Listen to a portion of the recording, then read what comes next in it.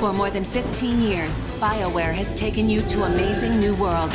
On Saturday, December 10th, find out where they are taking you next. A new direction, a new game from a new BioWare studio.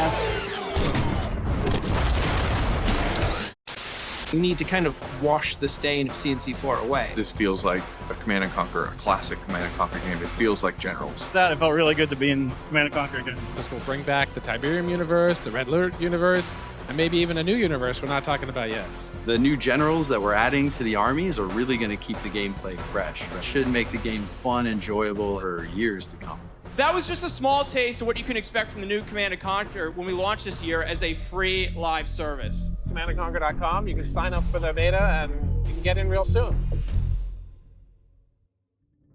Command & Conquer Generals 2 is one of the most enduring mysteries of real-time strategy. And today, to the best of my ability, I'm going to share with you what really happened.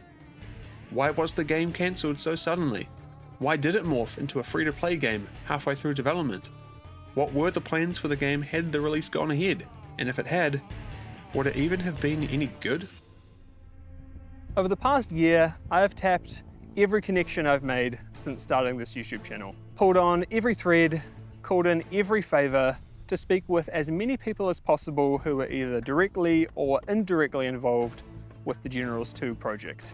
Most of them I can't tell you about for anonymity reasons, but a few were happy to speak on camera and share their stories. So you'll be hearing from them throughout this video. And we'll be covering plans and internal goings-on that, as far as I know, haven't ever been spoken about on YouTube or even anywhere online before. I'm also going to add here that digging into this history is confusing. As I dug, I encountered more and more information. Some of it I could verify, some I couldn't. So I've done my best to be as factual as possible and double source everything as much as I can. I've even gone so far as conferring over my scripts with multiple people who were involved with the game at the time to make sure that everything is as accurate as possible. This is a long, dense video with a complex story to tell. I've spent a frankly uncomfortable number of hours researching, planning, writing, and producing it. Hell, I even had a song made for it. Shout out to Garçons, there is a link in the description if you want to hear the song by itself. So if you do end up enjoying this video and you'd like to see more like it, subscribing to the channel would be hugely appreciated. Now, settle in, because to start, we've got to go back. All the way back to a doomed project that I'm sure some of you have heard of. Command & Conquer 4. So, without further ado, this is the story of what really happened to Command & Conquer Generals 2.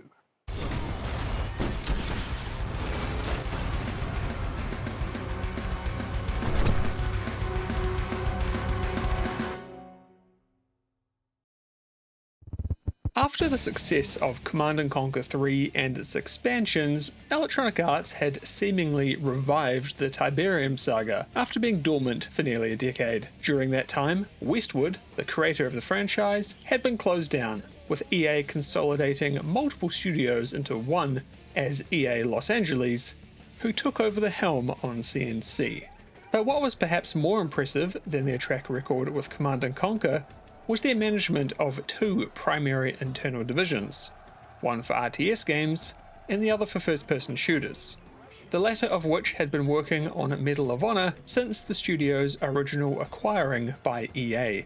In totality, EA Los Angeles had developed and released 15 separate games in just 8 years, and basically all of them had been a success in either sales, critical reception, or both. It seemed that no matter if it was an RTS, FPS, or a Nintendo Wii puzzle game, EA Los Angeles couldn't miss. And then Command & Conquer 4 rolled around. Throughout the 2000s, EA LA had been making RTS games on the Sage engine, which itself was an evolution of Westwood's W3D engine. Some of the code dated back to games as early as Dragon Strike, a D&D based flight simulator from 1990. Sage had some age-related quirks to say the least, with one developer telling me as an example that if you wanted to rename a single variable, you had to go through and manually rename that variable in all places that it existed. With its age did come some benefits, however. namely that the engine itself had a ton of functionality thanks to how many games had been created on it. Apparently, if a feature wanted to be added to a game in development, there was usually some version of it that already existed in the codebase. I like this quote that I got, which sums it all up quite nicely. Developing on Sage was an exercise in archaeology as much as it was in creating new things. While Sage was difficult to work with in ways, it was easy in others, and thanks to EA LA's experience with it, Command & Conquer 4 was able to be developed in just 1 year. Not counting the time and work that had already been put into the game as it existed previously as Command & Conquer Arena. Arena had been spun up as an online-only, free-to-play strategy game that diverted quite significantly from the established Command & Conquer formula. It was also being developed at EA Los Angeles, and it used a lot of assets from Tiberium Wars to keep costs and workload down. That project ended up falling through though, and subsequently the higher-ups at EA had the bright idea of retooling it as Command & Conquer 4, and the team was given the daunting task of creating a conclusion for the franchise with more than a few challenges. Though I will say it's unclear if CNC4 came out of Arena failing, or that Arena was killed so that CNC4 might live.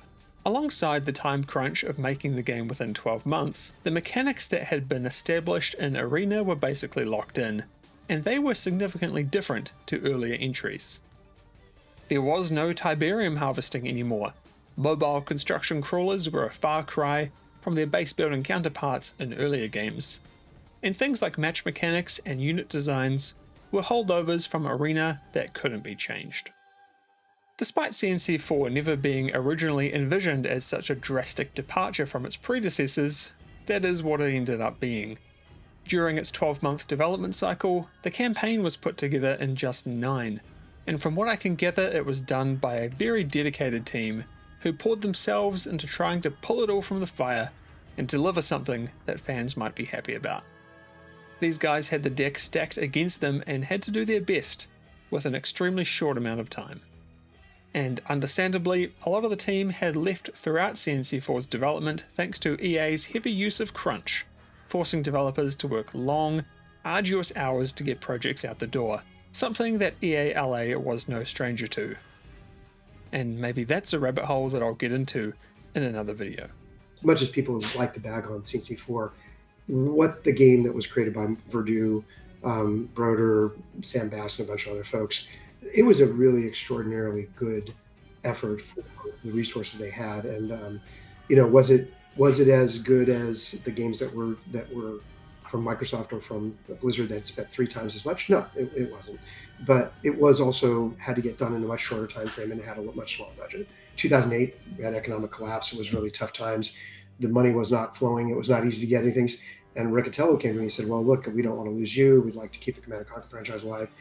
We can allocate about $10 million to make a game, but we need to compete with Blizzard. And I'm like, so $10 million to compete with a $50 million game in half the time. That's just going to be a formula for tears, right? It's not going to work. And just when you thought things couldn't get any worse, they did. Around 4 months before the game shipped, producers at EA Los Angeles got a call from management informing them that once the game was done, the studio would be shut down and most of the team would be let go. It's not exactly clear why EA made the decision to shutter the studio, but one can guess. EA Los Angeles was likely very expensive to run, and thanks to a string of cancelled projects and the grim writing on the wall for CNC4, it likely just comes down to financial consolidation. Something that may well come up again later in this story. As you can imagine, this absolutely crushed team morale. Those losing their jobs wondered daily if they'd be able to find new employment upon the game being shipped. And the lucky few who were racked with survivor's guilt as their colleagues and friends got their redundancy letters had to sit there working on the game like it was just any other day. Layoffs are always hard, as the games industry has constantly reminded us over the past few years, and it was no easier in the 2010s than it is now. But I do want to give EA some credit here, despite them often being painted as a faceless corporate entity with no remorse for its staff or franchises. Multiple people who worked at EA Los Angeles told me independently that EA was very good at transferring and assisting staff affected by layoffs into other departments or studios under the EA banner. And as far as my research goes, I struggled to find an example of someone who was let go who didn't go on to bigger and better things, either at EA or elsewhere. At this point, the future of Command & Conquer was a complete unknown. Tiberian Twilight had launched as a critical and commercial failure. It was a flop, and since it effectively put a bow on the Tiberium saga, it was hard to imagine where the story could even go, if there ever was going to be a Command & Conquer 5. Which did exist, by the way, in the form of some now long-lost loose pre-production documents made as a sort of what-if for a future where both the funding and desire to create a CNC game worthy of the name wasn't in short supply.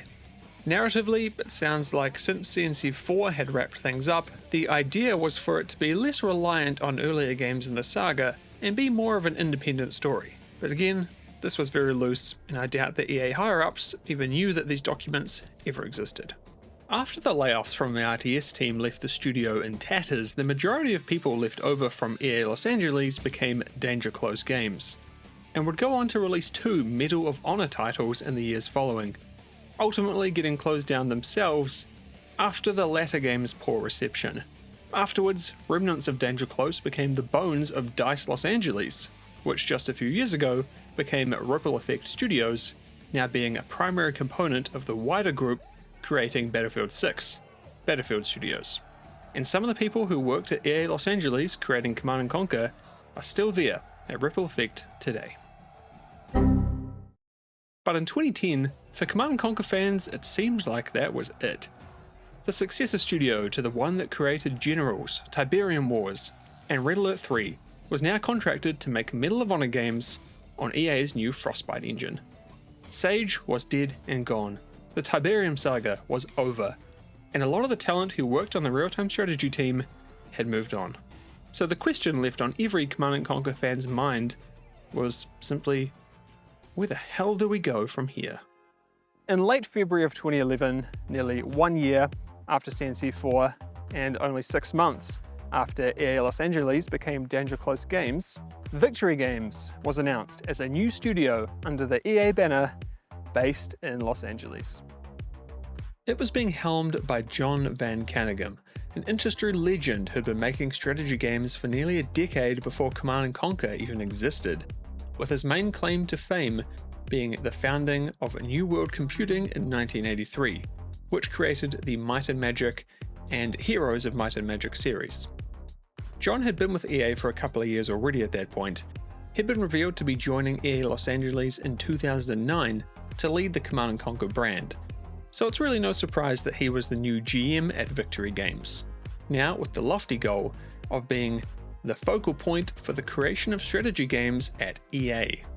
But it wasn't that part that got people excited, oh no, it was the statement he made after that, posted on the Command & Conquer blog, that addressed the serious concerns of fans around the world that CNC was maybe dead and gone for good.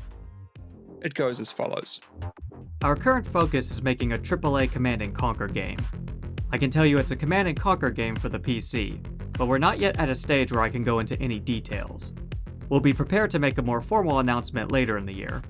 We're not just working on a game though. Our general focus is on the future of Command & Conquer. That means updating a lot of the core technology to create a stable base for future development, and leveraging that work on this first game. It then ended with the following statement. I want the fans to know that Victory Games is committed to bringing Command & Conquer back to the forefront for the next 10 years and beyond. Just like that, Command & Conquer was alive. Where there was previously only despair, there was now hope for a brighter future for it than ever before. A new, dedicated studio with fresh faces making up the team, and a clear intention by EA to make new, premium quality strategy games. Was a great mix of studios. So we had the core team in Los Angeles. There was a big group of artists in Shanghai that was an EA studio, so not an outsourced studio. So they were all fully dedicated to our project, and our art leadership would go over an interface with them regularly. And of course, we had daily calls with them. The biggest group of engineers was at EA's Austin, Texas studio, sharing office space with the BioWare team that was doing Star Wars: The Old Republic down in Austin. So we had 3 offices, really good culture of just trying to bring everybody together regularly. I think today in the post-pandemic era, people understand distributed development a lot better because it's so much more common. But at that point in time, it was more unusual, and the team really made an effort to create communication and cohesion despite being in those different locations. While it would be another 9 months after this until anything specific about this new future would be heard publicly, a lot of stuff had already been happening in the background. Victory had begun reaching out to community members to get early feedback on their upcoming game, and formed the beginnings of a community testing group that would exist in one form or another all the way through Generals 2's development. They also started hiring new staff and began reaching out to CNC alumni to get their input. They reached out to me and said, we know you're moved on and everything. And I don't think it was just me. I think they reached out to Brett and a couple other folks too, but most people just weren't interested.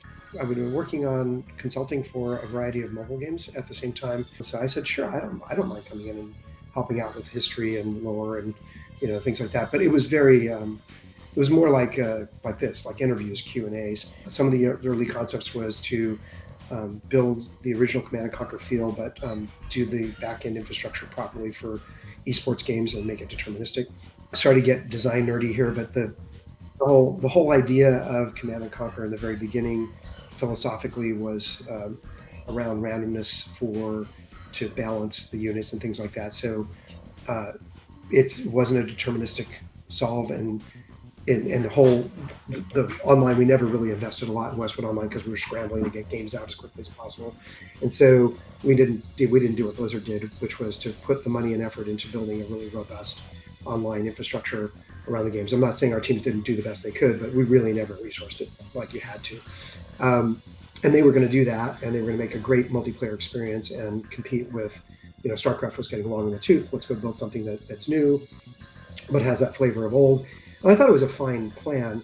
And at the time I said, but the why always mattered for Command & Conquer. So you probably need cutscenes. And if you're doing Command & Conquer, especially classic Command & Conquer, you probably need to film them. I don't think that the fans are going to react well to the general style in-game cutscenes. That was just my opinion. And apparently that was correct. At the Spike Video Game Awards in 2011, alongside a couple of low-key announcements, EA proclaimed that Command & Conquer Generals 2 was coming, and it was going to be positioned as a direct sequel to the 2003 original. And it was being built on Frostbite, the graphically stunning engine created by DICE for Battlefield. Oh, and one small detail, Victory Games was now a subsidiary of BioWare. And if you'd paid attention to that weird trailer they had at the start of the show, then you might have known that already. A new game from a new BioWare studio. Wow, that is kind of crazy. If you're a Command & Conquer fan, great. You're probably feeling pretty good right now. But imagine if you'd hoped for Mass Effect or Dragon Age, and instead of BioWare's third big RPG franchise, you got this, a cringy strategy game for dumb, stinky nerds. Dumb, stinky nerds. That's pretty much what I wrote, actually. And you got some cringy strategy game for stinky nerds. I added the dumb. Before the big announcement at the VGAs, the game had been simmering away in secret throughout that year, and initial prototyping had been done in the strategy action game engine for a lot of that initial period. But at some point, the game shifted from prototyping to developing, and that took place on Frostbite. Sometime in the early 2010s, EA decided it wanted to get all of its first-party studios working under one engine. In theory, it was a good idea, and it made sense. All of EA's teams could share knowledge, and there would be none of the massive royalty fees associated with using a third-party engine like Epic's Unreal. Frostbite was also modern. It wasn't bogged down by decades of antiquated code. It had been built in-house by DICE from the ground up, being used first with Battlefield Bad Company in 2008. But it was just that fact that ended up being the primary issue for multiple first-party EA studios. it was built recently by DICE for Battlefield. That meant that basically all the knowledge of the intricacies of Frostbite and how it worked were inside the brains of the engineers at DICE. There was no proper documentation on how to use it, and understandably it would be very difficult to implement without the help of the people who made it, needing a lot of trial and error. Even in the mid-2010s, developers from outside of DICE would run into issues with things not being properly documented, with aspects of it hacked together that no one knew the intricacies of, as reported by Jason Schreier. And if that was the case then, imagine how it was 5 years earlier. Also, Battlefield is a first-person shooter. Every game that Frostbite had been used for up until that point was a first-person shooter. The entire engine was built around it, and as you know, an RTS game functions very differently from an FPS. At CommandCom, we were talking about the topic of game engines. From my recollection, he said it took 6 months of development time, and I assume that was like 6 months of sending emails to DICE and then waiting for them to like do things and then being like, oh no, that's not right, it doesn't work in these cases. But it took like 6 months of development time just to get the mouse on the screen to be able to control things, which is pretty essential for an RTS game. So I know the engine looked good and caused a lot of problems for the team. And I guess it would have been an equal amount of difficulty to bring the Sage engine up to the modern technical standard. You know what else functions differently from an FPS? RPGs. And up in Canada, BioWare proper were having similar issues in adapting Frostbite to work with their next game, Dragon Age Inquisition. While BioWare were in fact on the hunt for a new engine specifically, that didn't mean they didn't run into any issues with Frostbite. I mean, it was an attractive proposition. It was graphically beautiful, it had a modern toolset, and teams would be able to share knowledge under the EA banner, which were all things that their older Eclipse engine didn't have. But yeah, just as it wasn't built for strategy, it wasn't built for open world role-playing games. And fundamental Dragon Age systems like an inventory system, party control, and being able to see the player character from third person, all things that were never needed to be done in earlier Frostbite games, had to be built from scratch by BioWare. And if you would like to learn more about it, I would highly recommend Jason Schreier's book on it and a bunch of other games.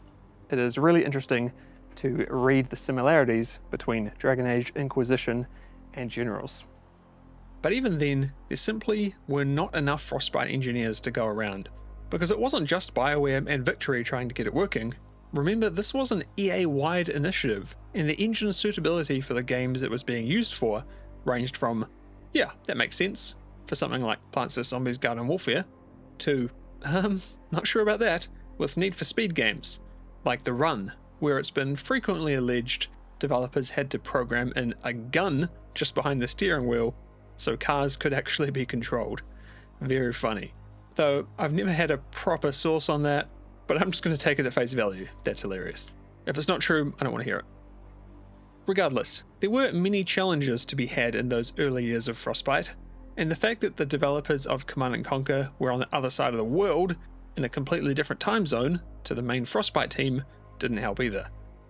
But funnily enough, out of all the developers under EA that were using Frostbite, Victory might have been the most fortunate, because sitting across the hall just so happened to be the other remnant of EA Los Angeles, Danger Close Games.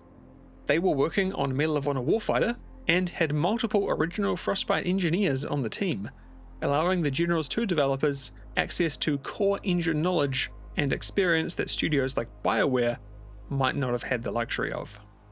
That didn't mean that answers for everything came easily though. Things like creating custom maps for the game were a real sticking point and was something that actually never got implemented, thanks to Victory needing developers at DICE to develop the tools to make it happen. You know, I've been fortunate to have had a chance to work on a lot of different kinds of games, a lot of different genres over the years, and RTS has always been the hardest to develop from a technology perspective, in my experience, because of the need to have network sync for such a large number of units. That's not a typical problem in other game genres, and that really predicates a different approach to networking. And the ripple effect of that different networking approach is that you need determinism across the game engine. And most engines are not built for that. So as soon as you need determinism, it unravels the benefit of a lot of the tooling that's been done. And so kind of acknowledging that, Generals did take a different approach. It was not traditional RTS lockstep. It was trying to accommodate the Frostbite engine in a way that would enable us to build a great game without the huge lift of trying to take all of Frostbite to a deterministic model. All of that to say, just getting an RTS stood up and running on Frostbite was a huge technical accomplishment. The team at large really pulled together to make that happen in a way that wasn't just a demo, but was something that was production ready for us to move forward and build a commercial game with. I think it was a beautiful game, and I'm sad that we didn't get to keep going with it. But I think the team deserves credit for getting an RTS going on Frostbite for sure. But even with all that doom and gloom about the engine, I should make it clear, Frostbite wasn't all bad. There were features that benefited the project from the outset, like the functionality to allow a robust client-server model for the online backend, versus the regimented peer-to-peer system in earlier games. There were also things like dynamic building destruction that, despite being built for Battlefield, worked really well in an RTS game, and it was something that hadn't really been done before. Alongside that, the visual fidelity that the engine allowed for made for a truly beautiful game that gave the sense that this really was a new era for Command & Conquer. And so, despite the massive technical challenge, with time, the engineers and programmers at Victory managed to bend Frostbite into what they needed it to be, and that's something the team were extremely proud of. And looking at it today in hindsight, it seemingly was the right call to get the majority of EA games made on Frostbite. While there were still years of issues following Generals 2, nowadays, in a world of janky UE5 games, Frostbite feels like a breath of fresh air a lot of the times, with releases like Battlefield 6 being able to run on pretty much anything and look fantastic while doing it. That is some top tier optimization, and it's not just Battlefield. While Dragon Age the Veilguard certainly had its issues, being technically polished and optimized was not one of them. By mid-2012, not much had been heard about Generals 2. But what people didn't know is that by the end of that year, 2 bombshells would drop that would change the trajectory of the game forever. The first, being announced in August, was that the game was being reworked. No longer was it Command & Conquer Generals 2. It would now simply be Command & Conquer, a premium, live service, free-to-play RTS game that would eventually incorporate content from all corners of the Command & Conquer universe, starting with Generals. The second piece of information that came in November was that BioWare Victory, along with BioWare Mythic, were now both no longer part of the BioWare group. Why this happened, I can't say for sure. A couple of months prior, BioWare's founders had resigned, but whether that had an impact on the transition, I can't say for sure. What I can say though, is that Victory valued their time under BioWare quite a lot. They'd visited the studio up in Alberta in Canada and clearly taken some inspiration from them, as you can see with some of Generals 2's leaked pre-release animatics and cutscenes. A developer even described to me how they saw the BioWare team, and particularly the founders, as legends, and that it was a privilege to meet and interact with them. But however that partnership had benefited Victory in the past, it was all now over. BioWare Victory was now EA Victory, and Command & Conquer Generals 2 would now simply be known as Command & Conquer. The game had a new identity, and it was coming in 2013. Not as a premium boxed product, mind you. This would be a free-to-play, live service RTS game. The first of its kind. The change from Generals 2 to simply Command & Conquer wasn't just about the title of the game. It represented a fundamental shift of the game's design philosophy, and perhaps more importantly, monetization strategy. This was no longer a boxed product. It was instead free to play with paid microtransactions. And while nothing was officially announced on pricing, this was the early 2010s. That era of in-game purchases was arguably much more aggressive than it is now, back before companies had learnt their lesson from things like the Battlefront 2 Darth Vader saga. With Command & Conquer though, people were worried about the potential nonsense EA might pull. Would the good generals be put behind a paywall? Would the game be balanced in a way to push players towards buying generals that would help them win more? All speculation of course, but this was EA after all, so the possibilities were endless. The move to a free-to-play platform came with significant implications to the game in terms of how you would engage with it. Instead of purely being a sequel to Generals, it was now a platform for all universes inside Command & Conquer, including Red Alert and Tiberium. The game would ship with the factions, units, and maps originally created for Generals 2, and expand from there down the line with paid expansions and content drops. A major casualty suffered from moving from Generals 2 to Command & Conquer was the campaign. Of course, there was no guarantee that this would be any good, but what was certain was that a lot of work had already been done on the single-player campaign, and once the game shifted to the free-to-play live service model, most of that work was unceremoniously canned.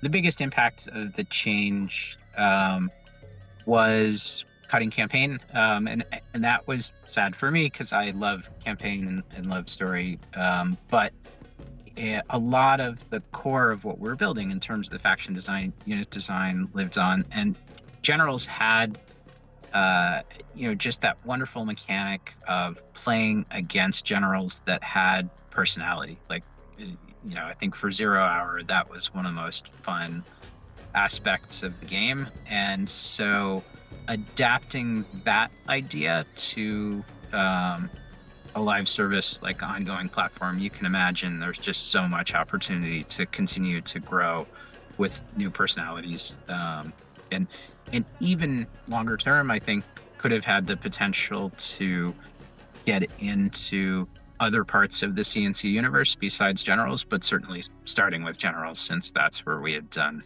all of the foundational work up to that point. A lot of the team were proud of what they'd done for this narrative campaign, and its cancellation did significant damage to morale, which was already faltering thanks to drastic changes to the project's goals, the hands-on feedback the team had been receiving from its community testers, and pressure from higher-ups to make a free-to-play game be both profitable and balanced. A difficult task indeed.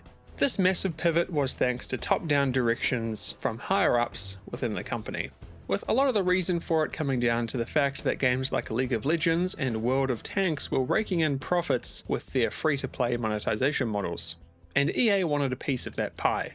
After all, this was around the time that they were moving away from the traditional premium boxed product with a one-time purchase into live service and free-to-play. And while I can't confirm it, I've heard it was possible that the changes of direction was actually a move to not get the game cancelled. Allegedly, the game's budget was getting cut and was even on the chopping block to be shut down, as Generals 2, until Victory was able to convince EA that they could retool the project into this free-to-play live service that would make significantly more money over the long term. Again, that's all allegedly. I haven't been able to confirm that, and personally if I had to guess, I'd say that the switch was purely a business decision to try capitalizing on the growing free-to-play market, but I can't say for sure.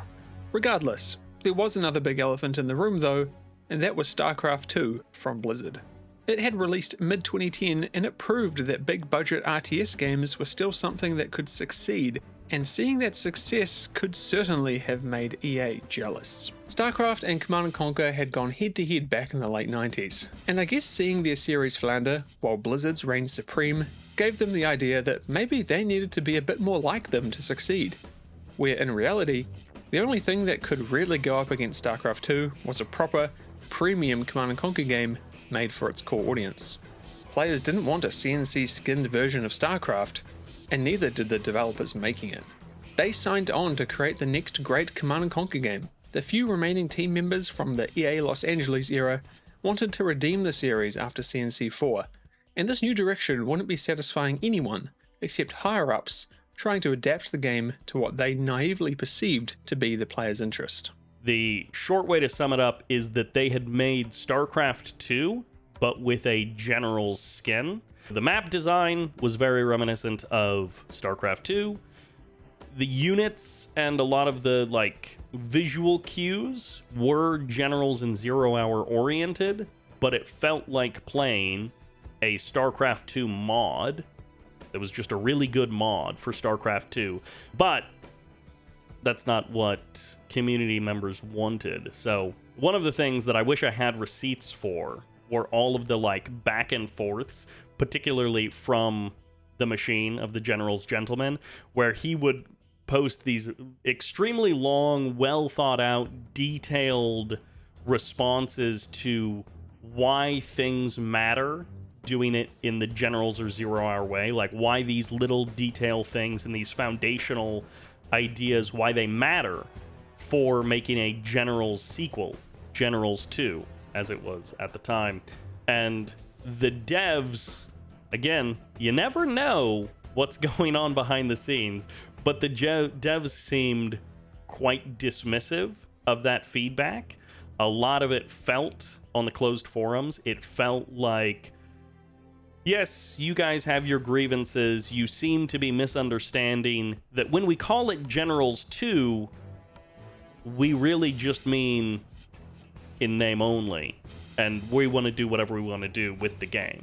And it's like, well, if you call it Generals 2, we're going to have thoughts based on you calling it Generals 2. And so there was a fear, I guess. There was a worry that what happened to Command & Conquer 4, where someone at EA seems to have seen this other kind of game, this multiplayer online game, and said, what if we had that? And then they shoehorned that into Command & Conquer, and it didn't work. It was a failure. And so then it looked like with some of the ideas that they were having for Generals 2, where they were like, we want it to be more team focused. We want it to be more about 3v3s than about 1v1s. We want it to be a more group experience. And we're like, wait, didn't we already do this? We tried this with Command & Conquer 4. It was supposed to be a team RTS, and it didn't work, and it was a failure. It's not Generals. Doing it this way isn't 0 hour. This is not what the hardcore fans are going to expect, and it doesn't make a difference to the people who just want to campaign and play skirmish and play comp stomp.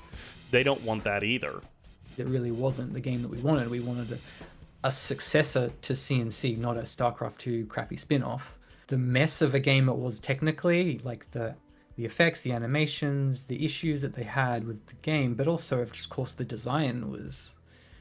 It was just bad, it certainly wasn't Command & Conquer.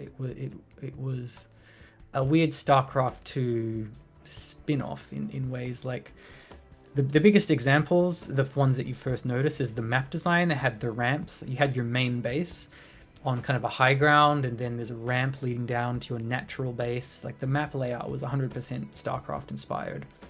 And then the other big thing that was a big StarCraft red flag was that they had the 2 resource system, which was so reminiscent of minerals and Vespene gas. In your main base, you had the supplies and the oil derricks, and it just functioned like two resources. And in no CNC game has there been 2 resources, and I think there's a good reason. And I think CNC fans like the 1 resource system, because what the 1 resource system does is it allows you to streamline and simplify your economy in a way that puts the emphasis on the micro and the controls and the battles and the units. And that's what CNC fans like. They love microing the tanks, and they like the attack and the spectacle, and the combat part of the game is what CNC is. It's kind of an action, fast-paced RTS game, whereas StarCraft, it's more about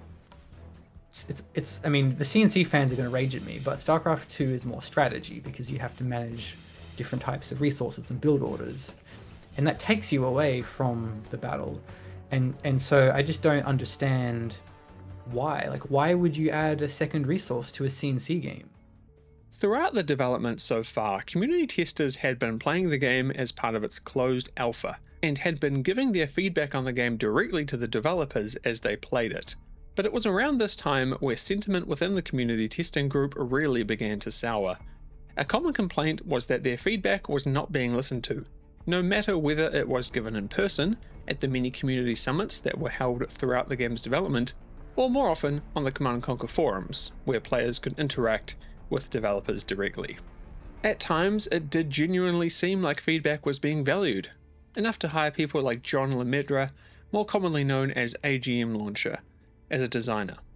John was the founder and CEO of GameReplays.org and was a very well-respected voice in the Command & Conquer Generals community specifically, though I did hear that he may have gone criminally underutilized, being tasked with menial jobs like localization instead of actually shaping the game.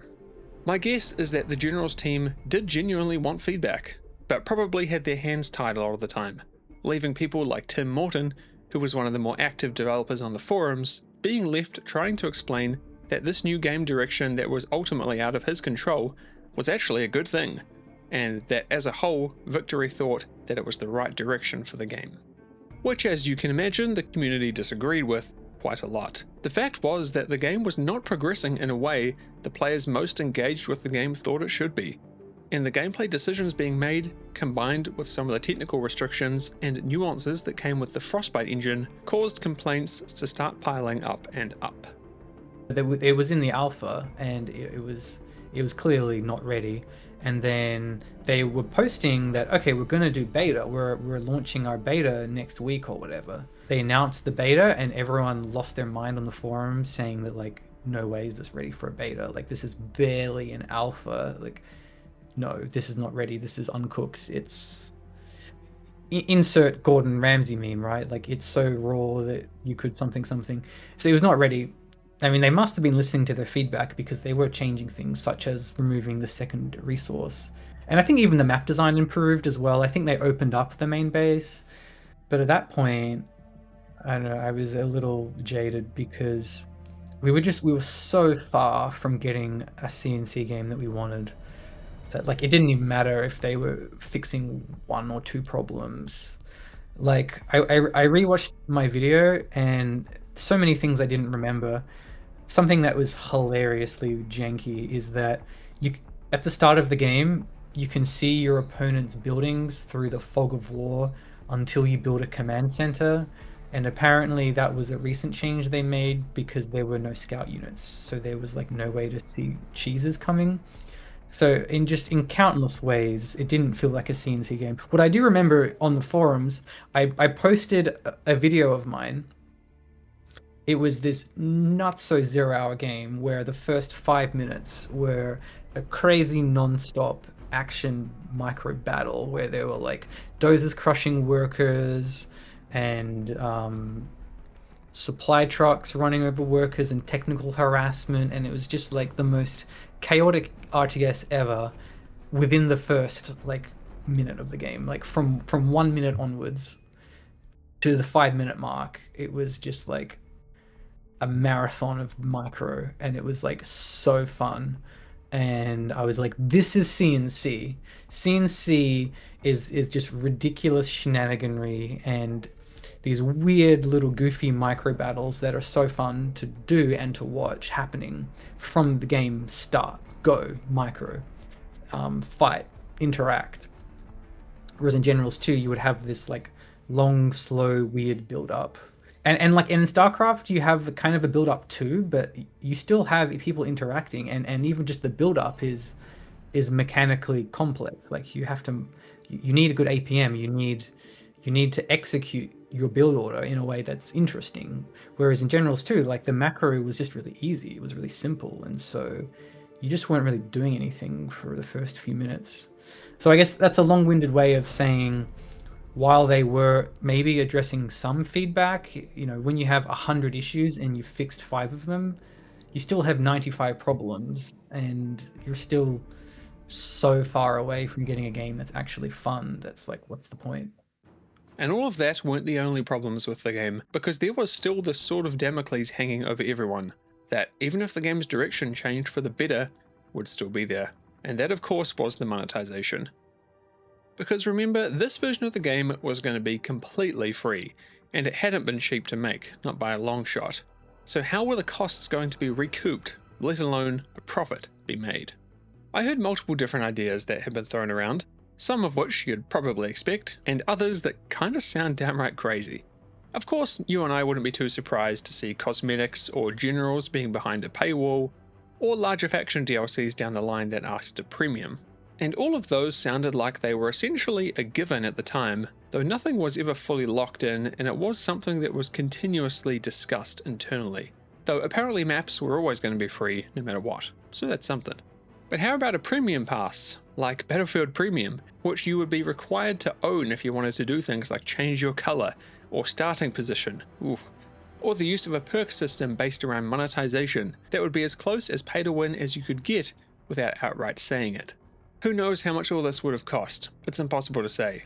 There was the question of a $60 version of the game that included all premium features brought up as an option by community members, but while the developers at Victory liked the idea, EA would never have gone for it, much preferring the alternative of regular, recurring monthly fees.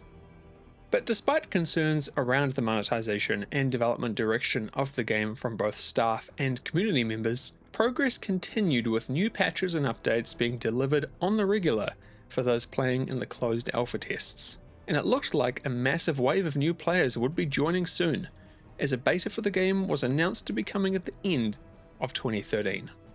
Maybe this new group of players could reinforce the feedback that was already being given from the alpha testers, to help aim the game in a more positive direction for its full release the year after.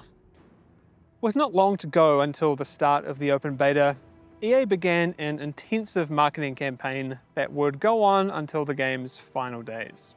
In June, at E3 2013, EA showcased a variety of upcoming titles, ranging from highly anticipated sequels like Battlefield 4 and Dragon Age Inquisition, to promising new titles like Star Wars Battlefront and Titanfall. And then it was Command & Conquer's turn, because for some reason EA didn't deem them important enough to hold a position at the main press conference. But what it did get was a really big presence on the show floor, alongside a new trailer and a segment where the studio head sat down with IGN to show off the game and reiterate to fans that things were not too far away on the horizon. Thank you, John, for bringing by the new Command & Conquer. Is this a reboot of the entire Command & Conquer series? Absolutely. We're taking Command & Conquer, we're bringing it to the modern age of gaming, and it's on PC, and it's free to play, and it uses our AAA engine, Frostbite. There's a beta going on this summer, is that correct? Yes, we have a closed beta going on right now, okay. And if you go to our website, commandandconquer.com, you can sign up for the beta, and you can get in real soon. Do you have a window for when you want to officially launch it? Absolutely. This fall we'll be relaunching it, and it'll be open to everyone. People were able to play the game on the floor, and even more would get the chance to do so just a couple of months later at the end of August, where EA made a big showing at Gamescom in Cologne. And this represented a significant investment in terms of money and effort on EA and Victory's part, giving people confidence in the game's continued progress. Especially at Gamescom, where EA even went so far as to organise this elaborate marketing stunt where you just needed to show up and they would bring the tank. Alongside that, they also invited 50 or 60 community members, paying for their travel and accommodation to the event, and set up 100 or so computers for said members and Gamescom visitors to play the game while they were there. This whole thing obviously would have been very expensive to put on. That was on the Gamescom floor, and during the event, Victory also held a press conference, previewing some gameplay and giving a hint at what was ahead in the coming months. While some of the YouTube comments from the time under that video are, well, less than kind, the audience was at least very happy to see the announcement of proper single-player content coming in 2014. And at least in this aspect, it seemed like feedback was being taken to heart. And it looked like things may only get better from here. At a sub-event at Gamescom, Victory Games also held CommandCom, a community summit that was to be attended by both Victory Games staff and select community members. And at the summit, there was something that caught people a little off guard. In the past weeks and months, developers at Victory Games had been toiling away in the background, implementing as much community feedback as possible to get a special new build ready for CommandCom. Hopefully as something that would give people confidence that Victory were on the right track. And give people confidence, it did. First, they started off with their presentation to attendees, describing the progress of the game as it stood, and addressing a lot of the biggest community criticisms directly. They even went as far as specifically calling out that they were eliminating StarCraft 2 similarities, and essentially making it more like classic Command & Conquer, more like Generals 1 specifically, with things like unit crushing, neutral tech structures, and even a campaign. They also laid out a roadmap for the rest of that year, with the next few months bringing new generals, progression updates, a perk system, custom games, an updated Onslaught mode, which was the single player co-op mode, and more, culminating in the January 2014 update, which would revise the tutorial, among other things, and assumedly be timed roughly around the opening of the beta build to the general public. Lastly, and perhaps the most important thing from this whole event, was that Victory had brought a new build of Command & Conquer for the invited community members and Gamescom attendees to play on the show floor. And this new version of the game gave a very good impression. It actually seemed like things were getting back on track. Feedback from players on the ground was positive, and community sentiment was improving. The work put in by the team at Victory before the show had seemingly paid off. The game had gotten significantly better. It had started to feel snappier, and it's like, oh my gosh, I almost feel like I'm playing a game now, instead of like sluggishly moving blocks around. And so that was one of those moments that felt like we're making progress. The hopium is starting to is starting to pay off. It feels like we're moving in the right direction. Seemed like the developers were starting to incorporate at least some of the feedback, even if at the same time they were, saying like, we don't think these other things are going to work. It felt like the game was getting better. And then also, it seemed like EA was willing to spend large amounts of money to push the game forward and to publicize the game. So it felt like things were getting better basically right up until the day that the shutdown was announced. On the week of the 21st of October, posts on the Command & Conquer blog about upcoming months' patches were coming thick and fast, and following the positive press from CommandCom and a general increase in player sentiment, things were looking good. Monday the 21st, a new general, Salvo, was introduced. Tuesday the 22nd, an update on the revised progression system aimed at improving the perks and player experience. Wednesday the 23rd, a look at a new GLA general. Thursday the 24th, previewing the reintroduction of the Onslaught mode. Friday the 25th, showcasing changes based on community feedback to the starting game base setups.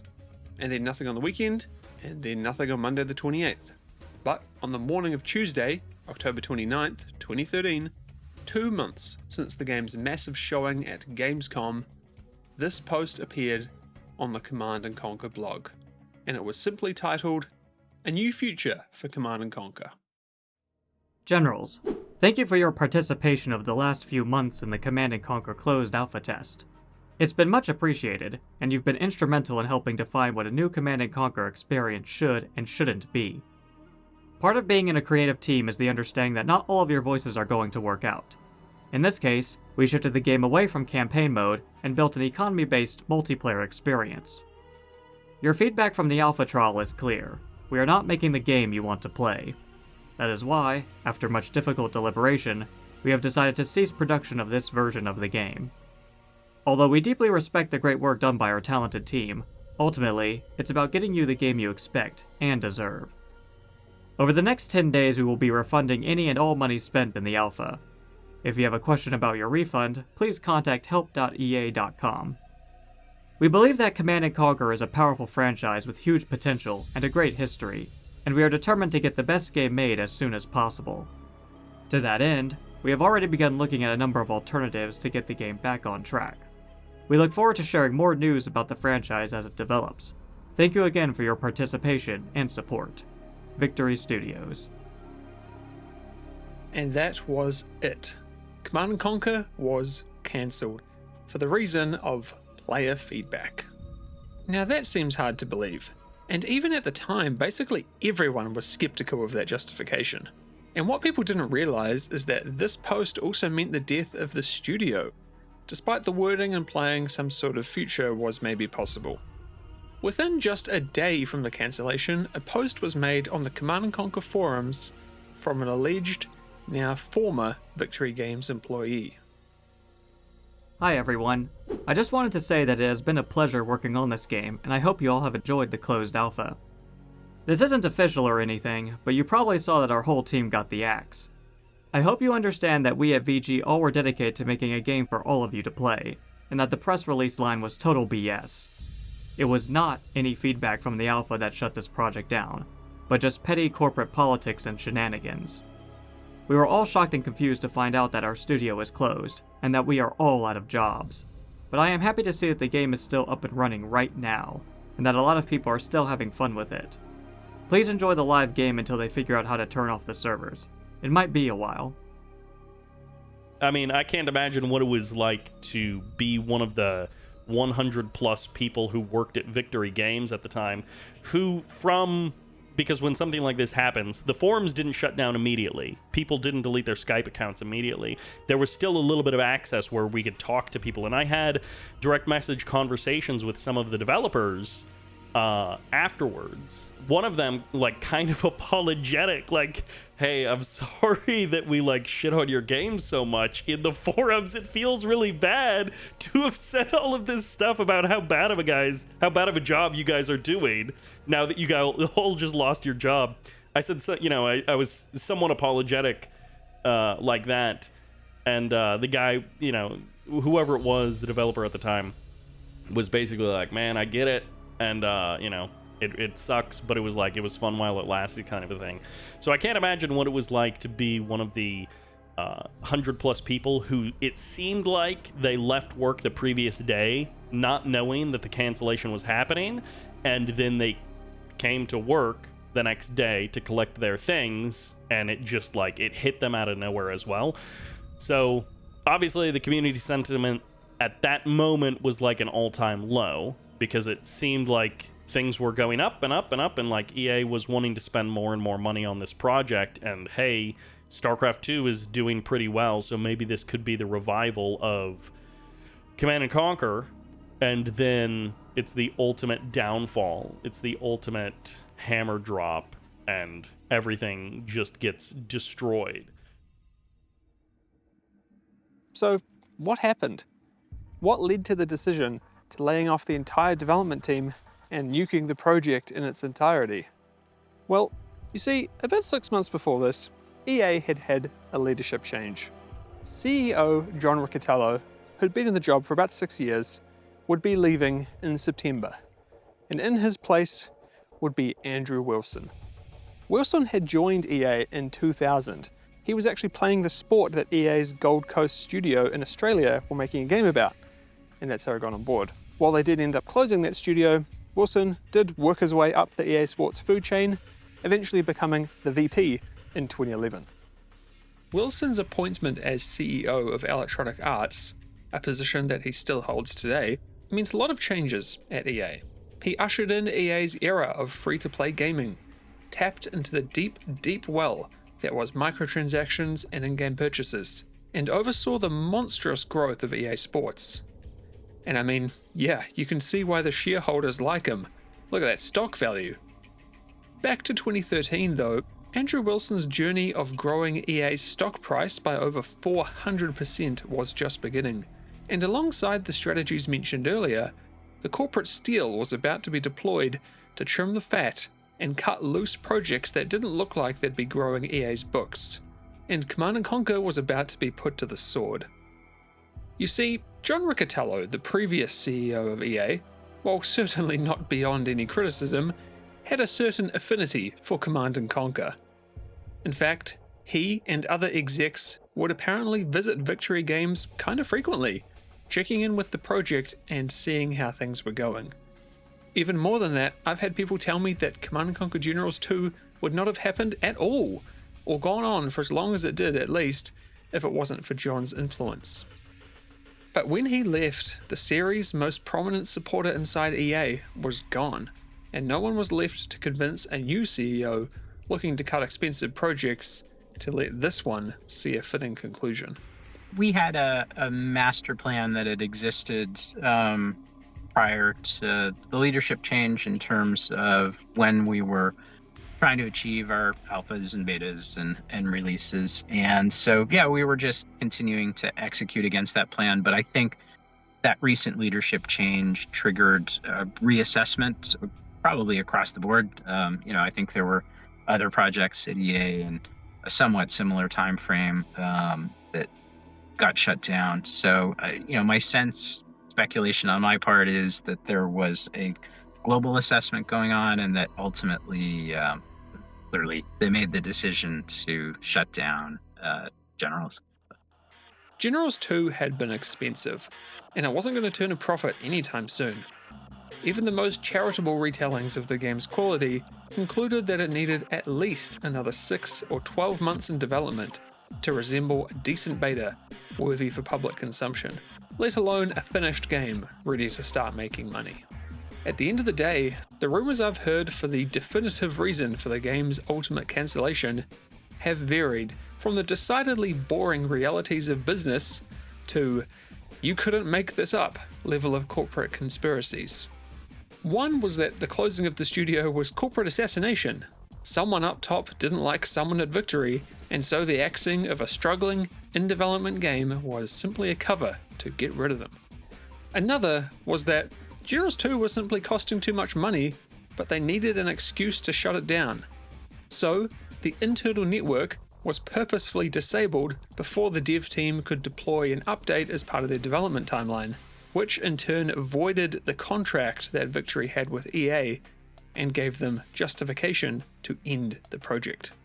It could just be down to the simple fact that Andrew Wilson didn't care for Command & Conquer nearly as much as his predecessor did, and that once he had taken the reins, he just closed the studio and ended development on a game that had already been hugely expensive and had no hopes in his mind of recouping its costs, instead being much happier focusing on things like FIFA Ultimate Team and EA's other promising free-to-play endeavours. Lastly, maybe the official narrative was truthful after all, with EA stating that the project was ended simply because feedback from the community led them to believe that they weren't making the right game, and that it'd be best for everyone to just wrap it up and go home. Well, after hearing everything that I know now, here's what I think happened, for what it's worth. I do think that John Riccitiello was keeping Command & Conquer alive to some degree, and unfortunately it probably just does come down to cold business calculus from Andrew Wilson. He saw a project that had had a lot of investment already, and had a somewhat troubled development history that wasn't getting great feedback from its testers, and didn't have a clear future of being able to make money, especially anytime soon. And the whole project was kind of untested. There had been no free-to-play, big premium RTS games, so making money on it was definitely not a guarantee. So I think the decision just got made to cancel it, and someone realised that if they didn't pull the plug soon, it would be much more difficult to do so once the game was available outside of the community testing group, thanks to internal resistance and pressure from players. So it was just decided to do it. Someone got a phone call and was told to make it happen. Find out a way to justify the cancellation and make it public today. And from where I'm sitting, it seems obvious that this decision was haphazard and done without much planning. People were completely sideswiped by the news, both internally and externally, based on some of the forum posts made by the alleged, now ex-developers in the days following the news. And while they couldn't be verified per se, in my mind it's highly likely that these are legit, especially considering a lot of what they were saying has been corroborated with the people I've spoken to over the past 12 months. Plus, the game was still playable for quite some time. It's not like everything just suddenly turned off all at once. Things were eventually wound down over the coming weeks, with the studio being packed up and abandoned. Trinkets were taken home, IT equipment was rounded up and sent to the recycler. Victory Games was no more. Eventually, the abandoned offices that were building the next great Command & Conquer game became a home for some epic airsoft battles for a while there, before new occupants did end up moving in the years following. From my understanding, basically everyone at Victory Games that got axed, which means all of the people who knew about the server rentals, who knew about the technology and infrastructure, were all gone. And so there was sort of a a period where the game was canceled, but it was still in Origin. It was still listed as like a hidden game or whatever. And then also the game servers were still up. And I think it was just nobody knew the password to turn it off, because whoever knew the password to like close that server like rental account or whatever, that person was gone. That person was fired. And then also, whoever it was, the intern or whoever was like taking over the website management at the time, hadn't closed all of the alpha forums, hadn't shut down the forums at all. They hadn't turned off like all of the developer accounts. And so in the wake of the cancellation, there was this like little flurry of activity of people playing their last games on the server, and then also people like having these last minute conversations with official accounts before the official accounts were gone. So there was a little flurry of activity, and I'm sure there was a spike in usage. I'm sure the graphs for that week were really good as people were all logging in for the last time to try and play Generals 2. And I think the servers stayed up for like, maybe a month afterwards. I assume it was just like the billing cycle hadn't ended yet. And so the servers were still online, and you could play Generals 2 for a short time after the cancellation. And then for a while after, it was actually still listed in my Origin games library. Generals 2 was still listed there for a while, and then eventually it just disappeared. In the years following, further information would pop up on Reddit threads and such, with people claiming to have worked and been involved with the project, sharing their stories on what had happened and how they perceived it going down. Again, I'd bet these are real people. I don't think there's much reason to lie about working on a cancelled game from 10 years ago, and besides, no one's ever lied on the internet before. Whether all the accounts are true or not, what is true is that a lot of people had their lives turned upside down overnight. This wasn't just some game getting cancelled, and I think it's important to keep the human cost in mind when we're talking about it. Those few left over from the Command & Conquer 3 days who hoped that this was their chance to redeem themselves and the series post CNC4 wouldn't get their chance. And the ones who had joined the project during development never got the opportunity to make their mark upon the series. I've had a few times in my career, not just in Electronic Arts, but other places where, people would come to me and they'd say, well, do you want to finish this game in 6 months, or do you want to just shut it down? And it's like, well, if you work 3 years on something, it's hard to say shut it down. It's like, well, let's take a chance and see if the audience will forgive the fact that it's not quite finished. And the nice thing about games as a service is you can fix it in post, as it were. For some studios, they've earned the trust and the right to do that from the fans, and other studios they haven't. And I think at the end of the day, publishers like Electronic Arts and Activision, even Amazon, the perception of the customer is that they have so much money they can do anything they want. And the reality is it's just as hard to get money in those big companies as it is little ones. In fact, sometimes harder, because they can always put the money behind Madden or FIFA or FC or whatever. They don't need to spend a bunch of money trying to chase the fans' favorite genre. So it is hard for the fans to kind of reconcile the fact that the teams working on this stuff really do work very, very hard and try to make the best game they can with the constraints they have.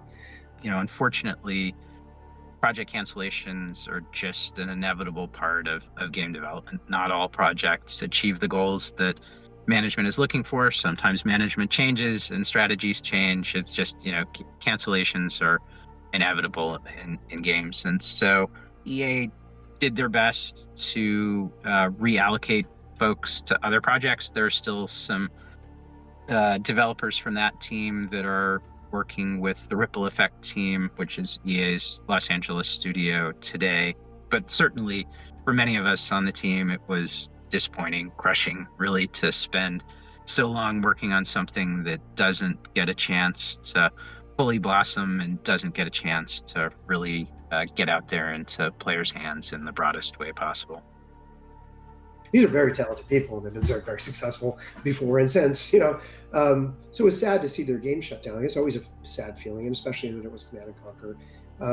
But on the other hand, I sort of am, if they weren't going to be given the opportunity and the time to fix it properly and to make the fans happy and to iterate over and over again until they found something that resonated with the market fit, I'd rather it be shut down. Putting it out there and having it completely fail would have been even worse. So, I mean, and I don't think anybody on the team, when they got the feedback from the fans, would want to have shipped what they had. I think you'd talk to them. I bet they all would say, "Hey, we needed 6 more months. We needed more time." And yeah, and I don't think they're wrong. I think they probably could have. They might have been able to save it, maybe not. But honestly, I think the big AAA studios could be well to understand that a game that's that close to being finished or is finished is not necessarily dead in the cradle just because your the first test market didn't work. And I just feel like the public pressures of numbers and the portfolio management and investment management that is just a necessary part of running big companies often results in killing them in the cradle when they could have given the game a chance. There are just as many cases where games that have failed on initial launch have been invested in and it just was not worth it, as there have been the ones where people turned it around and they made an long-term business out of it. So I just feel like with the kind of budgets that go into getting games to first look at customers, it's worth it to at least give them a couple of shots. And I think that Victory just wasn't given the chance. And I'm sure I might have been in that seat at EA and said the same thing and said, well, we can't afford to do it. But that's the more honest answer. We won't afford to do it. We've made the economic decision that the amount of money that we think it's going to cost to make this the game you want to play is not worth it given where we are today based on the feedback from the customers. But instead, I think the messaging, the PR people think they're being clever and say, your customers said they didn't want it. It's like, nah, that's not exactly what they said. They said, don't give us this. We want something different. And you're almost there, but finish it. And I don't think they want to hear that. Being forthright, transparent, and authentic is, I think, the better strategy long term. Again, there are people who would disagree with me on this, for sure. Oh no, you can't say that. And it's like you're a public company; it'll take a hit on the stock price. I'm like, well, probably, but not. If you think about it, people see through it anyways, and you're really not getting away with anything. And choosing not to ship a game that isn't ready is probably the right decision if you're not willing to spend the money to make it right. So very few game developers will ever be like, okay, we're done, put the pencils down and move on to the next one. Like, we always want to keep working on what we build, but always there's going to be opportunity to do better. And so it's not that there's nothing that could be said critical about it. Absolutely. Like there's stuff that could be criticized, but it's an emotional thing to have to stop development on something you've worked hard on for a bunch of years. But at the end of the day, it is the responsibility of leadership to make those decisions, and as difficult as it is to accept those decisions sometimes, it is their call. With Generals 2 and its successor being cancelled and never playable by the wider public, it's always begged the question of what could have been. Of course, there was the narrative side of things from Victory's time under BioWare that could have been something great. The few pre-production assets we did see leak out gave a bit of an indication, but to defer an entire campaign's quality based off stuff like this is practically impossible. And remember, that stuff was cut well before the game was cancelled. The game we would have actually seen had it been released in some form probably wouldn't have included any single-player content on launch, besides skirmish at least. And depending on who you talk to, the actual quality of the game reported nowadays by those who played and worked on it generally boil down into 3 buckets. The first, funnily enough, was that EA was right. The team did get it wrong, and this was not the Command & Conquer that fans wanted. In fact, they'd got it so wrong that it wasn't even worth trying to fix it or move in a new direction. They made the best decision, and that was to cut their losses and move on. It was too much like StarCraft, it didn't feel like Command & Conquer, and progress was just not happening fast enough. All of these good justifications for EA to shut it down. The next common sentiment was that while the game had promise, it needed way more time in the oven to cook. And while things were happening and starting to take shape, there would be no way that the team would hit their target dates for open beta and release. So while it definitely was a disappointment, the cancellation of the game was inevitable, as the team just wouldn't get the chance to properly finish it and have it reach its full potential because of how much work was still needed. The last majority opinion was that, you know what? The game was pretty damn good. It was fun, and it was taking shape, especially with that last build at Gamescom, and it started to feel like the game people actually wanted. No one disagrees that it still needed some work, but this school of thought maintains that Command & Conquer could have released into beta within 6 months or so after Gamescom, and was on track for a full release in 2014. So yeah, it was a wide range of opinions, and the answer you'll get now really does depend on who you talk to. One thing was certain though, whatever the quality of the game actually was in the months and weeks before its cancellation, the team at Victory Games had gained significant positive momentum. They'd received great feedback at Gamescom, marketing efforts from EA had accelerated drastically, a public release was on the horizon, and every day it was seeming more and more like this could be the next great Command & Conquer game. And because of the game's impending public beta and full release in the year after, plans had started to be made about how to properly support it post-launch. This was to be a live service after all, and while the developers at Victory in 2013 didn't have the wealth of knowledge people have nowadays about how to run a good live service, they knew regardless that the player base would demand a steady flow of content to keep the game interesting. Plus, their monetization strategy relied upon adding unique and interesting things to entice people to open their wallets too. Plans were beginning to take shape into a range of small-scale microtransactions and larger DLCs to keep the content coming. On the smaller end, there were the things we discussed earlier, generals, cosmetics, a premium pass, etc. And on the larger end, the big-ticket items were the extra Command & Conquer universes that had been mentioned that were coming post-launch, like Red Alert and Tiberium. And some work had been started for the latter, which was intended to be the next universe launched after Generals. It would have included Tiberium fields and harvesting, base building a la CNC3, and been based on the Frostbite 3 engine instead of Frostbite 2, which is what the then current version of the game ran on. And it's possible that the entire game would have been updated to this new version of Frostbite at this time. It's unclear when this new universe would have released for the game, and even if it would have been either paid or free. But what I can say though is that before all this would have happened, there was paid DLC planned for the Generals universe, and some of the single player content that was going to be a part of this was what was teased at the end of the Command & Conquer press conference at Gamescom. After the single player and co-op DLC, new factions were going to be brought to the game, of course alongside new Generals. While the base game was only going to include the European Union, Asia Pacific Alliance, and Global Liberation Army, there were plans to add factions such as the United States, India, Russia, and South America. It's fun to imagine what this Command & Conquer live service could have been if it had released and been firing on all cylinders for years. Imagine booting up the CNC live service launcher, choosing which universe you wanted to play in, and having all these options for the types of game that you wanted to explore on that particular day.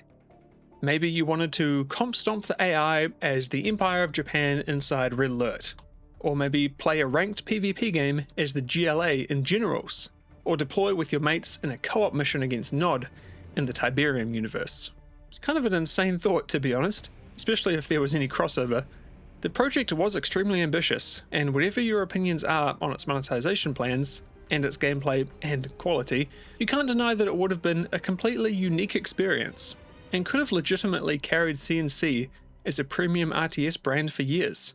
Hell, maybe we would have still been playing it to this day. You know what's funny? You can still download the source files for Generals 2 if you know where to look. In fact, I've got them right here. A tomb of decade-old folders and assets that have sat dormant since its cancellation, frozen in time, never to be opened again. And while you might be thinking that with the source files you could potentially extract something of value, unfortunately, as far as I can tell, they're practically useless. The servers are long shut down, and since this game was always online, attempting to start it up results in an immediate crash as the exe goes for a server call that simply doesn't exist. I've spoken to a couple of people and they're pretty sure you could code your way through this if you were skilled enough, and apart from this YouTube channel who's posted a few videos over the years about their struggle to do just that, with no tangible success, I'm yet to find anyone with the time, skills, and desire to do so. I mean, what's the point, really, even if you could do it? Maybe you do get around the online requirement, but then what? You skirmish against the AI in a game that isn't finished and by many accounts probably isn't that great. Look, I'll be honest with you guys, this was my white whale for this project. It was my real hope that I could end this video by telling you that I was able to play the game itself, record my own footage, and report back to you about the quality of it with first-hand experience. But obviously, I never found it, and most people I talked to didn't have much faith it'd be possible anyway. Yeah, on the shelf right next to the Ark of the Covenant. I almost certainly that those assets and code and data are archived somewhere over there. But the game did rely on having network infrastructure stood up, and so orchestrating, maintaining network infrastructure, there's knowledge set around that I'm not sure would still be there. But I would expect that there's some archive somewhere, again, next to the Ark of the Covenant. In the time since the cancellation of Generals 2, Command & Conquer has been on a bit of a roller coaster in terms of its brand, both in its highs and its lows. Well, mostly lows, let's be honest. But there have been some good things. While its original developer is no more, Tiberium Alliances, the free-to-play MMORTS from EA Phenomic, is still going, for whatever that's worth. We had the release of the Command & Conquer Ultimate Collection on Steam in 2024, and the publication of some of the original game's source code, both of which were honestly massive for the series' continued relevance. And the fact that you can get all this for just $20 before it goes on sale is fantastic. It really is the ultimate collection. And of course there was also the Command & Conquer Remastered Collection, which launched alongside rave reviews and pretty good sales, I reckon, based on the numbers it pulled on Steam. But it clearly wasn't enough for EA, as I'm sure if it had reached a certain amount, we'd have seen more remasters by this point. I mean, it's been, 5-6 years? The prime window to capitalize has been and gone, I think. But I do still think there's a chance it could happen. It's not like the release of the original Remastered Collection was timed with anything in particular, but I'd say the likelihood of it is about the same as an entirely new entry in the series. Both are probably just as hard to do as each other, considering most of the original files for Red Alert 2 and Tiberian Sun were apparently lost in Westwood's closure and shift to EA Los Angeles. I don't think we're going to get a new premium PC CNC game, because if we were going to, they would have at least continued to remaster CNC. And it seems like before they would even consider making a PC RTS, they would remaster for that's just way less of a financial risk. But my stance on EA has improved because of the releasing of the source code. Like that's awesome. And I know Jim Vesela, he's awesome. The way that he kind of pioneered everything around that CNC remaster was amazing. Like if he gets the resources and permission that he needs, he could do something great. Oh man, him and Greg Black, this is my CNC dream. But it's so tragic because they spent probably way more on Generals 2 than they had spent on previous CNC games, and it ended up not only being bad design-wise, but of course it got cancelled because it was a broken mess. So that breaks my heart, is that if we gave $100 million, whatever, to Greg Black, if Greg Black was handed a check for the budget that Generals 2 had, he could have made an absolute masterpiece. So, yeah, I mean, things are looking a little grim, though I'd be remiss if I didn't mention one of the best things the series has done in the past decade, and that's Command & Conquer Rivals. Not the best in terms of community response, of course. People pummeled Rivals to death as soon as it was announced, and it's no surprise that EA has clearly not been making a big effort to revive the series.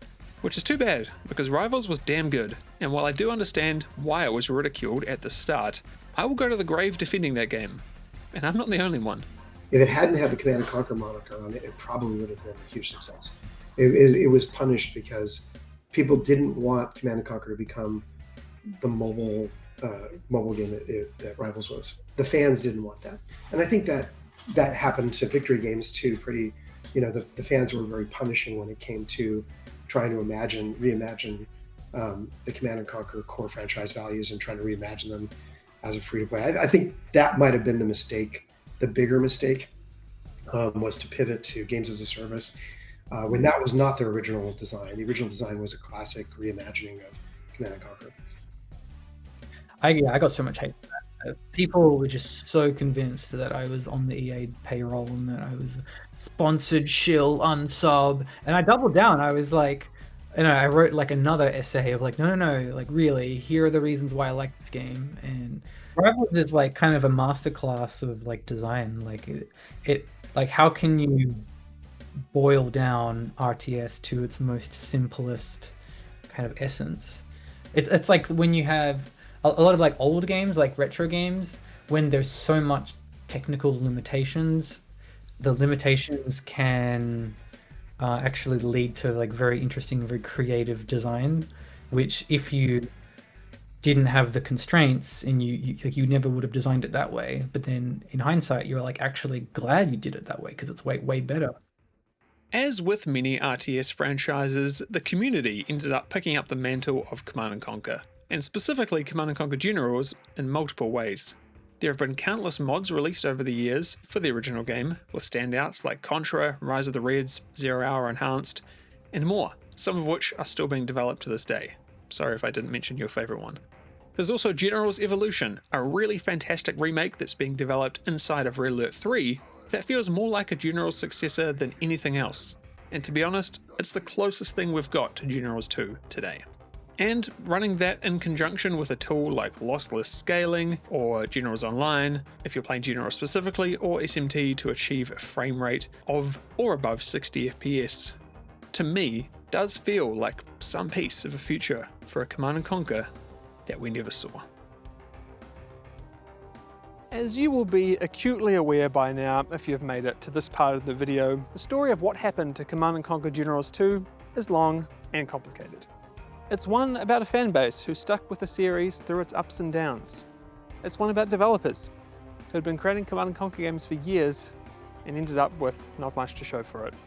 And ultimately, it's one about the cold, corporate realities of making video games. Would Generals 2 have been a good game if it had ever come out? No one can really say for sure. All we can do now is look back on what happened with hindsight, and hope that the future for the series you and I love is a bright one.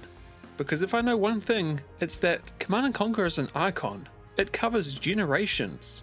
It's not one to disappear just because it hasn't seen a proper new game in over 15 years. So, if anyone from EA happens to be watching this, just know that whenever the day comes that it makes sense to invest in a new Command & Conquer game, the fans and I will be here waiting. Just let us know when you're ready.